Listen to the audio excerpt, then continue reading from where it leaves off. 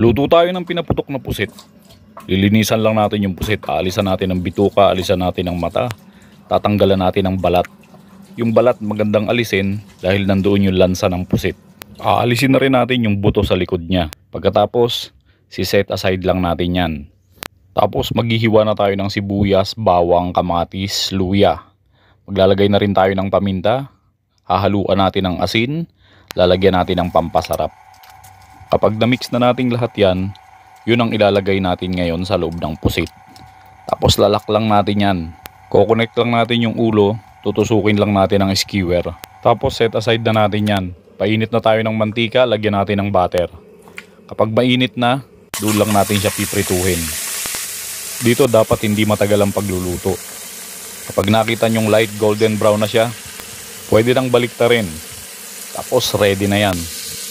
Para naman sa ating sausawan, magtutosta lang tayo ng bawang, lalagyan natin ng chili powder, maglalagay tayo ng toyo, at pipigaan natin ng kalamansi o kaya lemon. Ganun lang kasimple. Halika, kain tayo!